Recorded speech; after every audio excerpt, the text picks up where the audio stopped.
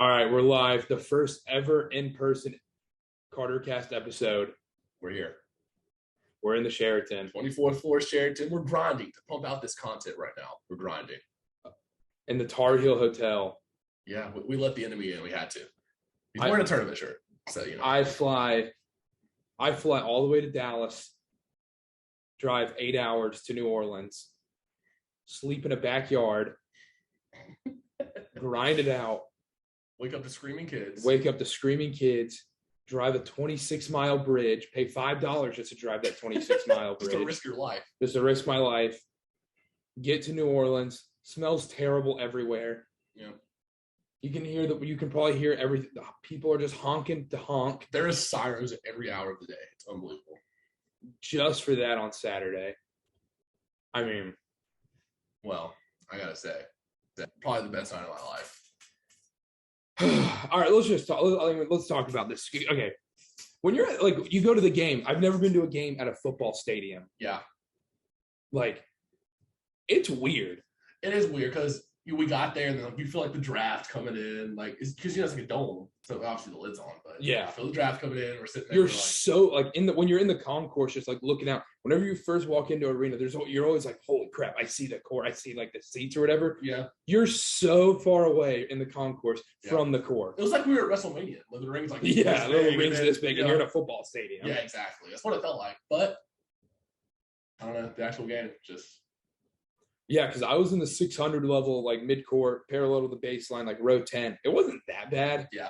If you're on the baseline, this is an awful sporting event to go to. Yeah. If you're on the baseline anywhere in the upper level, you're so far away. 100%.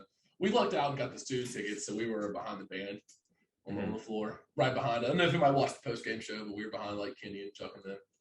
Maybe saw my blue wave on TV. I don't know. Let's all right. First off, Kansas Villanova. I know we can talk about it. It was over, and it was over by the under 16. Kansas just jumped on them early, and you just felt like Villanova just had no chance. They made a couple runs to cut it to single digits, but they never got it below 5, maybe. They cut it to 6 a couple times, and then you just knew they weren't going to do anything because Kansas was making all the easy shots. Every shot Villanova made, you're just like, okay, how did that go in? Yeah, and it was just almost like an undercard match, anyways. Nobody really, really cared about it. Obviously, the Villanova and Kansas fans were there. But even, correct me if I'm wrong, even the Villanova fans that lost still stayed for the Carolina Duke game. No, I don't think the only people that left, there was this random group of Kansas fans next to us. Really? They just left at the under 16 timeout of the Duke game. They had 2 little kids and just left. I would never do that. I would make my kids sit through it if I brought them there. But not that I have kids. But all right, let's just talk about this game, man. It was back and forth. Game tips off. Duke hits it. Duke missed a shot. Whatever. Leaky Black hits a corner 3. Every Duke fan just knew it was game there. When he hit that to start the game, I was like, oh, man. Because, I don't know, it has one of 2 effects. Because the first effect could be, he hit his first one. He's going to take 3 more and just completely bricked him. He had a couple more. He was the difference in that game. Because the thing was, Leaky Black does not make those threes. If he even misses one of those threes, this game is totally different. Yeah, 100%. He made those timely shots because credit to Duke for doing a good job. If you're Duke, you have to leave somebody open or sacrifice something in order to trap the ball or double team the post. Leaky Black's the guy you rotate off of. So if he's hitting those shots, that's why I wasn't even mad that Duke wasn't closing out on him. I'm just mad he made them because he does not make those shots. Yeah, 100%. And I said it before the game. I said it to KJ Smith, whatever. I said whoever gets the first 2 fouls between the 2 big men of the game, that'll be a huge difference. Mark Williams picked up 2 early fouls. And I don't even know, we were talking about it after. I don't even know if it made that big of a difference. I don't think Theo John played bad. I mean, he just got 4 fouls, and Coach K was like, F Theo John. I don't care about you. We can't have Mark Williams in this game right now. He had some buckets, Theo John did. Yeah, he cooked Manic on that one little spin move. But I can't even lie. No, it's – my gosh. And in the second half, when Caleb Love went off, you knew what was happening. You knew it was coming because what do you have, 5 at halftime or something like that? Not a lot. RJ Davis had all the Carolina's points in the first half. And then there was that stretch from it was 60, it was 66, 67 or something till about Caleb Love's shot. It was the biggest roller coaster for both teams because it was Jeremy Roach misses the layup, Trevor Keels and 1. Then Brady Manic hits a corner 3. Yeah. And then it comes down. Wendell Moore hits top of the key 3. The offensive, the tip out, I mean, unbelievable. It was, look, I would go again. obviously it sucked. It was awful. I sat in the stands for 45 minutes to an hour after just staring off like this just actually happened. Like Really? the rivalry's over. That honestly is what it feels like. I don't know about over, but it's almost like, all the games in the regular season, like ACC tournament games, all that stuff, like that's great, but they never met in the tournament and they definitely never met in the Final Four. So it's almost like this was the ultimate trump card. Like if there's any argument about a rivalry, all you have to come back and say, it's a Carolina fan, and say, beat Coach K in his last game in Cameron and then beat y'all in the Final Four. And I feel like not that I'm going to have sympathy for you, but like, what do you say to that? Like we talked about it before, like a week before the game. We were like, this will be the ultimate bragging rights. And I was trying to argue like, oh, Coach K's last game will still be there. And you were like, no, it doesn't matter. It doesn't matter anymore. I'm sorry as your friend. But I'm not sorry as a Carolina fan. That was amazing. I mean, it was literally 40. It was like a family member died. Really? It wasn't even about Coach K. Yeah. Oh, I know. It was just, I mean, I could care less about Coach K, like honestly, but like, yeah, losing that game, like my voice was shot, dude. I don't think my voice is shot. I think I was shaking the whole time. It was unbelievable. Like people around us, like some of the students in the student section, like you could tell that like obviously they were pulling for Carolina, but they didn't really know what was going on, like the magnitude of the game. Me and Jack were sitting there like freaking out the entire time. I mean, we were at the Rats up in the 600 level, dude. It got rowdy. Did it really? Was your section like a mix or? There was a couple like Carolina fans, just like like. Just like whatever Carolina fans, they weren't like they're like wee, that was it, but it wasn't like freaking out. But like all the Duke fans and Villanova fans are freaking out. Like when Villanova went on that last run, those dudes were going nuts. But yeah, we were going nuts. Yeah, it was just crazy to see. Like from my point of view on the baseline, like you can see the Carolina section right here on my side, and then the Duke section in the lower bowl. It was like very evenly split. So it was like a wave of light blue, like everything.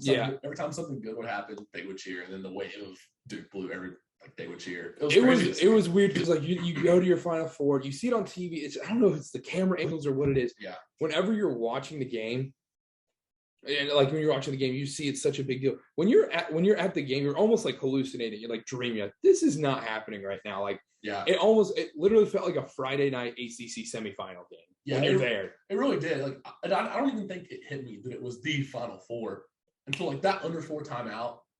I think the game was tied or something. Yeah. Once it got going, you're like, I was like, oh my God. Yeah. This is it. I was like, this is it. I was like, I will go home so upset, or this will be the greatest time of my life. I wanted a red eye right after. I wish my flight was tomorrow.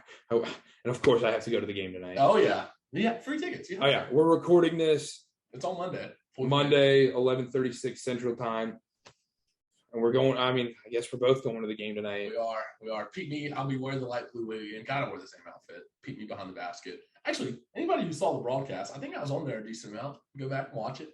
Casting from behind the basket and behind the post-game show. It was amazing. And I think if and then just walking Bourbon Street after. It was a madhouse. But I mean, it was awful. You see every Duke fans just like they had to go to Bourbon Street. Like, I'm in New Orleans, I gotta go. Yeah, I mean, they're just walking with the most stone cold face. I saw Nolan Smith at a couple of places after the game, and he was just talking to people. I saw Marcus Ginyard. It was pretty fun. It was so bad. And then knock on wood, if we win tonight, it's gonna be insane. Let it be known, though. I was willing to record after the game. Yeah, that's fair. I wouldn't. I was willing to record. I wasn't gonna stay them on to do that. For whatever reason it may be. But yeah, I mean, you think it's like let's talk about the like Duke Carolina rivalry now. It's gonna be weird because like John Shire, Hubert Davis, I feel like we don't know a Shire yet. Obviously, his recruiting class is insane, but like, is that rivalry still gonna be as strong? Like going to games at Cameron are insane with Coach K. Like insane. Is it going to die down a little bit? Will it be the same? Will the environment be the same?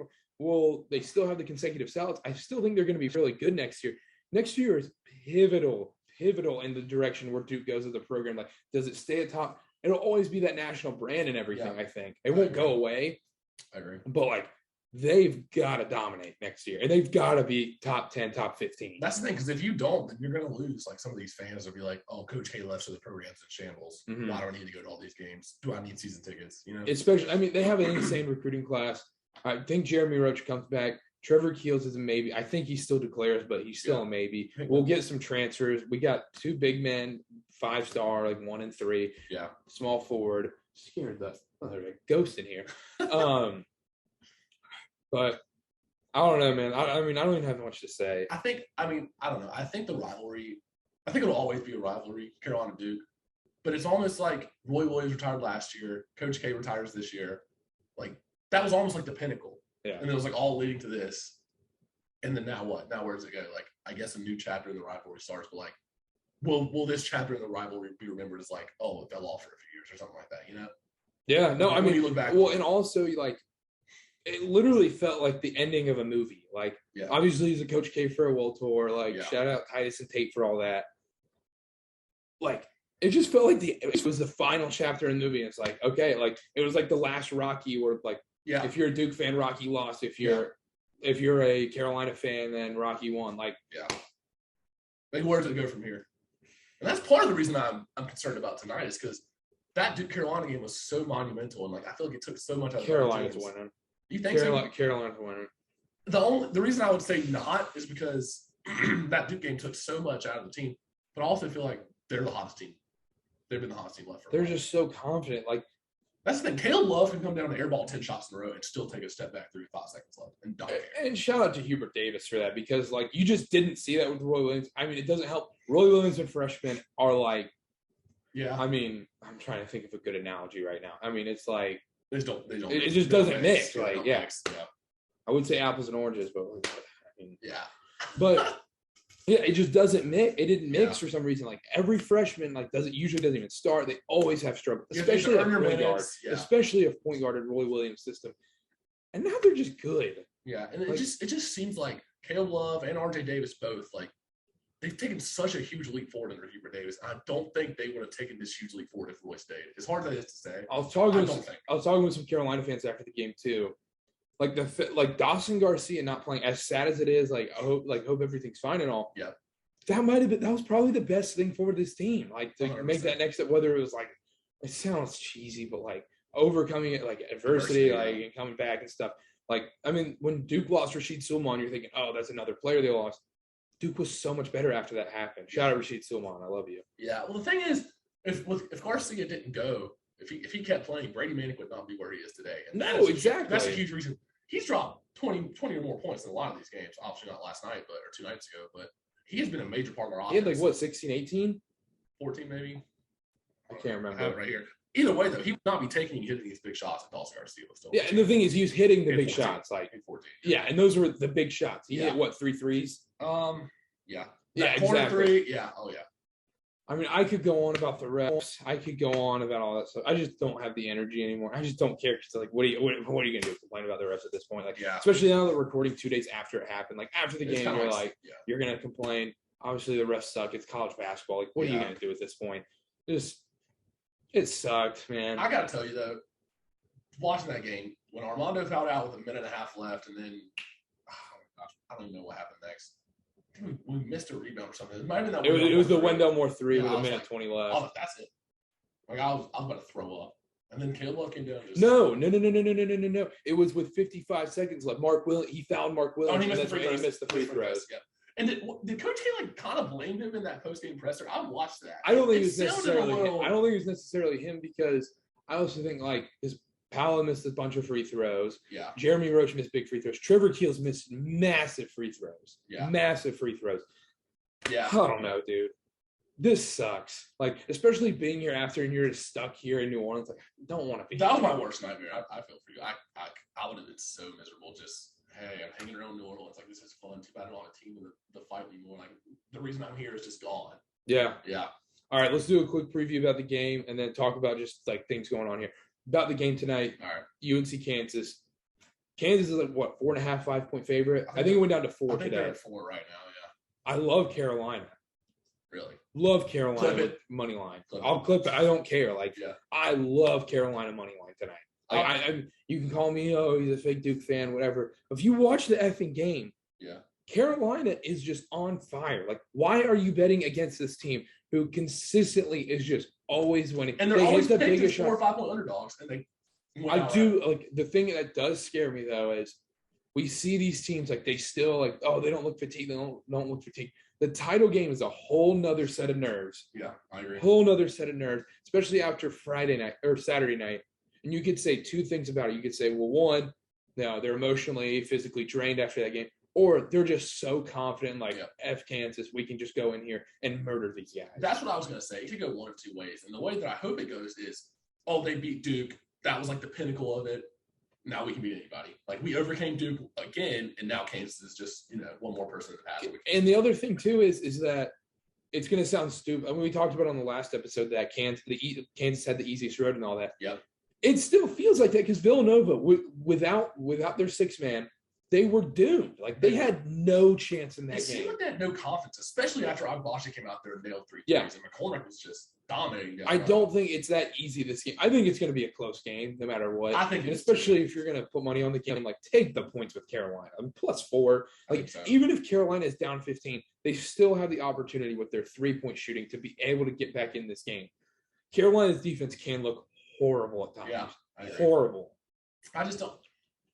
It's all about, honestly, because, like, Agbaji for Kansas has had a tendency to disappear in some of these games. And, like, they haven't needed him too much, especially in the earlier games. He just had bad games. I don't know. I think if Leaky Black can – I assume they'll be on him.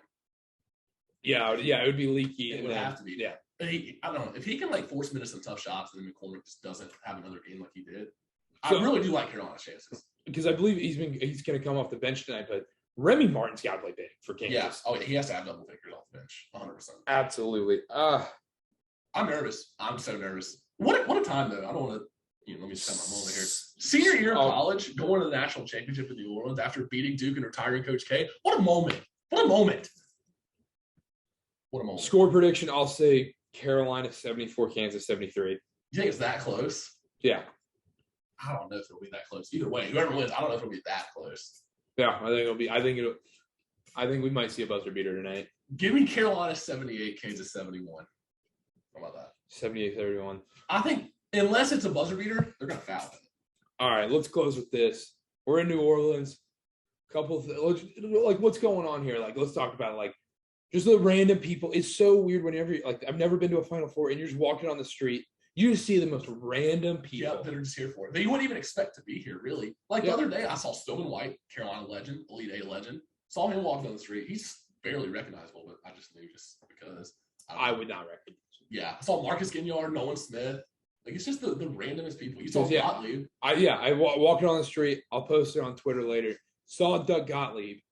Just say, hey, Doug, what's up? He seemed like a nice guy. I mean, it was like a 20-second interaction. But then we were in the same 20 feet as Dave Portnoy. Yeah, Dave Portnoy. Yeah. Screwed that up. Didn't even know. Portnoy was like right there at Cafe Du Monde or whatever. Dumont, yeah. Who else? We're walking into the game. All of a sudden, right in front of us, Mark Pope's just standing there. Yeah. We saw Odom. Yeah, Coach Odom. Yeah, Coach Odom, shout out. I saw leaving the Duke Carolina game. I saw Kyle Singler. Oh, did you? Yeah, bald ass head. Yeah. We actually talked. Anthony Harris was walking out of the arena with us. Oh, yeah. Kind of awkward. Yeah, he's here. Yeah. I think he's in the hotel. Does he get like Carolina wins? I think he gets a ring, right? It's like Bergeau getting a ring with the Cavs. Would Garcia get one? Yeah, 100%. 100% Garcia would get one. I guess. Because seems. I think they would still send him one. I don't know. I think it's like a person choice. Like, hey, do you want one? Yeah. Because Anthony Harris, like, he got ineligible to play, but he's still been like with the team practicing, and he didn't travel for some of the away games, but yeah, he's still like with the team. So that would make sense. That would be tough, dude. That would be so tough. Imagine. Oh my gosh. That would be tough, but it's weird down here, man. Like, this is my second time to New Orleans. It's my first time. It feels like an upgraded Myrtle Beach sometimes. Yeah, it really does. It feels like Myrtle Beach, and like it's like Myrtle Beach and Vegas had a kid in the swampiest place of all time. Yeah, it just feels dirty. It's amazing how different it feels during the day. Yeah, you're walking around with all these Final Four fans going to the fan fest, and then at night, like. You turn the right, you take the wrong left turn. And it's like a chill just like goes through your body. It's so weird. I don't know. I mean, we literally saw a dude in a homeless dude in a wheelchair getting twerked on. Like, that doesn't shock me. Like, that doesn't shock me at all. It's gonna be a madhouse tonight. Either way, I think it'll be a madhouse. But I'm getting out as soon as possible. If it's a blowout, I'm leaving at halftime. Really? I'm leaving. I think if it hits a 20-point game, I'm leaving immediately. There's no way it's 20 points in the first half. If some Carolina fan wants tickets, I'll give it to them.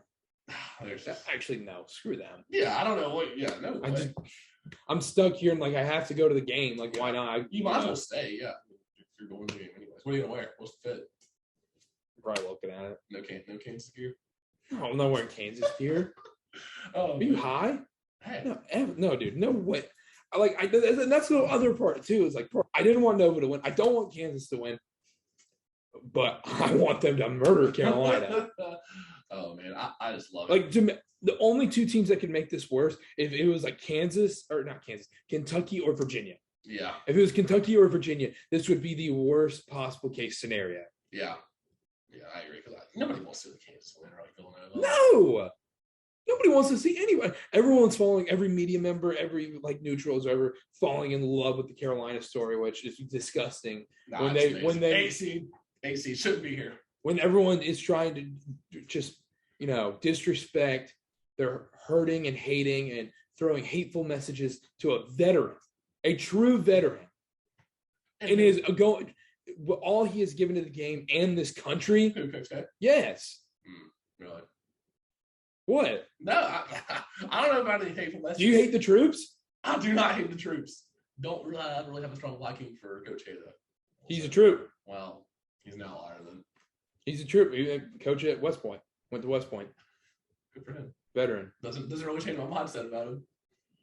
Seems like enjoy retirement. Enjoy retirement. Seems like you hate the troops. Never. I've never admit that. Anything else though? Like New Orleans, I mean, not really much. Like the end, we'll just get full swing in the NBA starting at the end of the week. But we'll just exhausted. How fat do you feel? The only reason I don't feel too fat is because we've been walking around a lot. Yeah, that's the thing. That's been helping a lot. Somewhat. Yeah, and it's like swampy and like you're getting like you're burning the calories, you're sweating, like you're getting that off. But like, dude, you're just eating. You're just like, after you're done eating, you just take the biggest. I mean, somehow we're starting to turn every episode into a fat guy minute, but you're eating just the worst food ever, like chicken tenders and an $8 slice of pizza. Because it's the only thing that you can get without waiting 2 hours. Yeah, exactly. I was like, I'm not waiting 2 hours for seafood. I just can't. Yeah, exactly. Because you're trying to get somewhere else. I will say the day of the game, the day of the Duke Carolina game, I didn't do bad. They gave us like these personal pan pizzas in the student section. Oh yeah, wine and cheese club. Skipped our row. So me and Jack had to split a personal pan pizza. Golly, that's grit and grind right there. Splitting a personal wine and cheese club. Wine and cheese club. We're in a 5-star hotel. Are we hitting the pregame party in a couple hours? You're in a pregame party. You're going out with Roy Williams. Saw Roy Williams yesterday. Here, we actually walked by here and just saw Roy Williams, said, hey, whatever. I'm telling you, talking about people, like, seeing people places. This lobby, did you see everybody? Yeah. Is Jordan here tonight? He's supposedly coming. I don't know if he's going to, like, stay here. He probably just gets on his jet and get out. I guarantee he won't stay here. But he's supposedly coming. But I mean, we're sitting here. I mean, they brought in a bottle of champagne for him. It's just not true. There's a Rolex on the counter. We got our personal gifts. There's a concierge waiting outside for us to take us to a meal. A reservation. Meanwhile, I was eating a Sonic breakfast burrito yesterday. And Smoothie King to feel something. I come in and they just force free drinks on us. Like, guys, I have to take one. Just, it's disrespectful not to. Sure, I'll take a free baguette or whatever you say. Right after the game, go home, wake up at 4 a.m. and just drive straight to Dallas and catch a flight. What, for you? Yeah. That is rough. We're flying out here sometime tomorrow. It's going to be so weird, though, especially if Carolina wins, just going back to class and just being normal again. Yeah. I'm ready to be normal again. I do not want to be here. I might spend $500 on championship merchandise if we win. I'm so serious. I was going to buy a Final Four shirt. Not a chance. Not a chance. That was my reasoning. If Carolina lost to Duke, I was not buying one. I feel like no. I'm not buying any Final Four merch. You just don't remember this trip at all. Just want to strike it from the memory. Okay, all personal bias aside though, what a game to be at. Anyway, I know Duke. That's what I said at the beginning. I would have done it 10 times out of 10. 100%. I knew what I was getting myself into. I knew this was a real possibility because I really did think Carolina was going to win this game. Yeah. But I mean, just look at how confident they're playing. But anyhow, besides that, because I sound like Jay Billis right now. It's like, dude, you're like, oh, Carolina's awesome. No, I hate Carolina. Yeah. Carolina sucks. You just got, if you see they're playing good, you just got to admit it. Yeah, and I will say the same thing. I said that about Duke earlier in the year. The thing is, I feel like Carolina just had that confidence that, we beat them before, and that just carried over the top. That was the difference in Hubert's literally Coach Hubert's coaching career. Yeah, that was everything. That changed his entire career. Oh man. Anything else? No, I'm just amped up. Amped up for the night. It's been a great trip though, casting live. You saw that picture on Twitter. Little pregame festivities. Literally my worst nightmare. Yeah, Carter's ready to get into the NBA, but we're not college basketball. The Hornets just are choking. The Hornets are choking so badly. We're in New Orleans, so I put a little money down on the Hornets just to see they lost by 30 points. It's so bad. Like it is bad because you know what's going to happen again. We're going to get the 10. We're going to get the 10th seed and get whacked by Brooklyn. 30. Yeah, it's the same song, different verse. Same song, different verse for Borrego. Whatever, we can get to that later. Yeah, I know, but yeah, I don't think there's anything else. Oh, last thing, I think I've seen about. Oh, we also saw Rico Bosco. Shout out Jeff Nadeau crew. I think I've seen used to be those pictures all over Twitter. It'd be like the fake Scott Van Pelt. Yeah. I've seen an obscene amount of Mark Titus lookalikes. Yeah. Just tall, lanky dudes with the beard, a little flowy hair, with a hat. Yeah. And like a tight shirt. Like not tight, but like. I always feel like if I saw Mark Titus, I wouldn't notice him. I'd be like, oh, there's Mark Titus lookalike. Yeah, exactly. There are so many Mark Titus lookalikes here. Oh, it is crazy. Because you just never know who you're going to see walking on the streets. It's just unreal. Yeah, but all right, that'll do it from us. Yeah. First Cast Live episode. We'll have more in the future. Have interviews coming all summer, all spring. Yeah. Everything. Make sure to check out cartercast.com. Check out the website. Check out all the clips, videos, video podcasts, articles, Twitter pages, social media, all the social media. You know it. Cartercast.com, Cartercast on social media. Carter B8 on Twitter, Connor_Sparrow on Twitter as well. Make sure to check it out. We will be back Friday. Friday could be the worst show ever. Could be just an average like Kansas one. Yeah. If Carolina wins, I'm going to be unbearable. So everybody prepare yourselves or block me or whatever you have to do on social media because it's going to be bad. All right. That'll do it. See y'all Friday. Bye.